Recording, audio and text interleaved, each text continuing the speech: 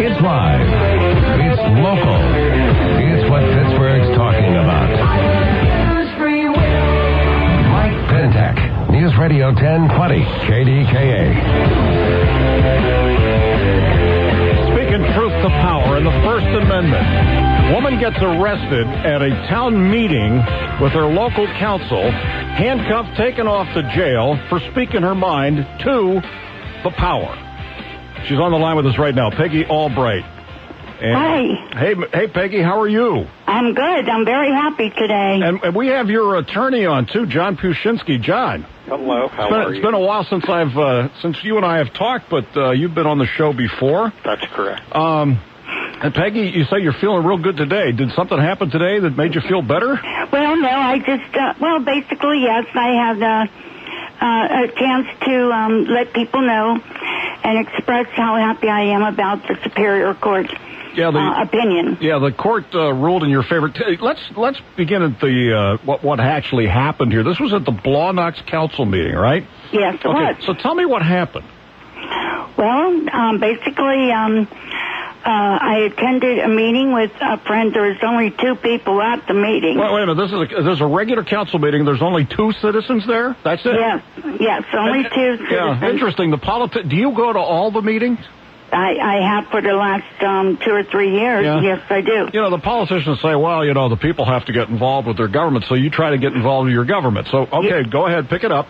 Yes, I did, very much so. And when I was there, it was an agenda meeting. It was my first agenda meeting. And I figured they didn't have any rules or didn't say anything. So they went on, and the first council person who was in charge of emergency things happening in the borough spoke, and he said nothing happened, and he was talking about a wing fry instead of a fish fry and a wing fry, and it was like unnecessary talk in my opinion. And it was like he was done, and it just occurred to me, what about the accident that it occurred on Freeport Road where a car ran into a gas station through the building, and it wasn't mentioned. And I didn't realize it, but it was just like I was friends with the man anyway.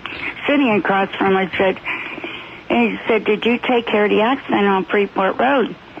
That's what I said, and that was what caused all the disruption. Well, okay, so you asked, so who was talking again? Who was the council person? Mr. Scott Krause. Okay, and he was discussing the township's wing fry. Yeah, but he was supposed to be talking about emergency response. Yes, that's what he's chair of. So there was an emergency wing fry that involved. No. I'm really confused. John Pushinsky, help me out here. Well, I think he was discussing some type of fundraiser for what his committee does. Okay, but his committee deals with emergency response. That's correct. He is the chairperson of the emergency response. So Peggy Albright, you raised the issue of this bad accident. Yes. And then what happened? Well, then the hammer came down and was beating like a madman, and I And what exactly did you say that brought the hammer down? Did you take care of the accident on Freeport Road? And he starts banging the gavel. Well, that was the president of council started banging the gavel.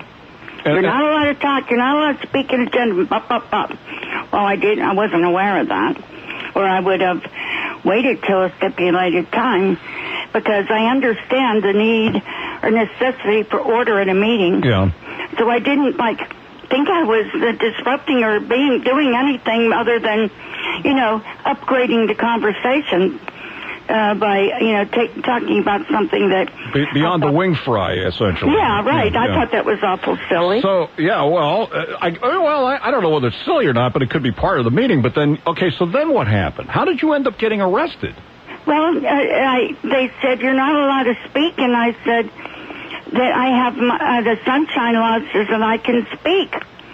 And they said... They just started yelling, and we're going to call the police. You have to leave. I said I didn't do anything.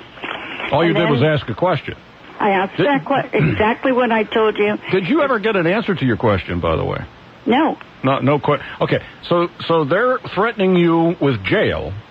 Well, they came and the policeman got up. I said, when he came up, I realized I better leave. I went with him, and I said to him, I do have rights here. And he took me down the steps and said, don't embarrass me. So I thought we were going to go down the steps and say go home, and that was it. He took me into the police station and handcuffed me. And what were you charged with? With disrupting a meeting and, help me out, John. The main charge was disrupting a public meeting. Okay, and disorderly conduct. Oh, and disorderly How were you disorderly, by the way? What did you do that was disorderly? Tell them that I have rights. That's it. You didn't fight with them. You didn't throw anything. Oh my God, no! Did you scream at anybody? Did you yell at anybody? Raise your voice at all? I did. Yes, I said I have rights. Yes, at that point, I said I have rights. What's going on? And I didn't understand. I'm just glad you weren't tasered, Peggy. Yeah, right. I mean, you could have been tasered in this whole thing. Yeah, that would have been an experience. Okay, so after this happened, were you held in jail for a while? No, I was held at the police station. He threatened to take me downtown to the county, and I said to him, oh boy, I said, you're going to take me down there, and here's you got to arrest her or push her through right away because she's bad. It's like I thought it was so ridiculous. I couldn't. For every time he said something, I just kind of, this isn't real. They're trying to scare me. Well, but you were sitting there handcuffed. Yeah, I was. Yeah. So they meant business, that's for sure. Yeah. Okay, so you felt like a criminal at that point. Oh, very. Yes. Okay, so when were you released? I think I don't know the exact amount of time, but say around, I think 20 minutes or whatever. Okay, and you were cited for disrupting a meeting and for disorderly conduct. Yeah. And then this went to trial. Yeah. To I guess a magistrate or a magistrate's type court, and John Pushinsky is your attorney. John, did you take this case gratis pro bono or what? Well, I took the case. That's all we need to say. But it went past. This was not a summary offense.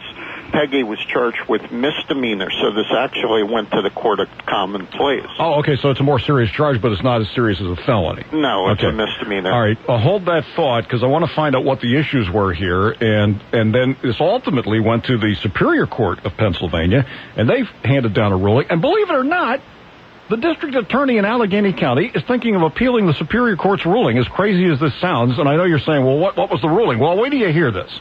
You got to hear the rest of this, and this is a First Amendment case. And keep in mind, the First Amendment has nothing to do with pornography. Not really. Flipping somebody the bird. I know that the First Amendment has been used in that context, but First Amendment really, from the basis of the First Amendment, is to protect political speech, like at public meetings. So keep that in mind.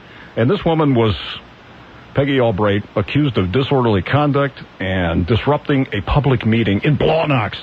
More on the story coming up next on News Radio 1020 KDKA. Weeknights 6 to 10.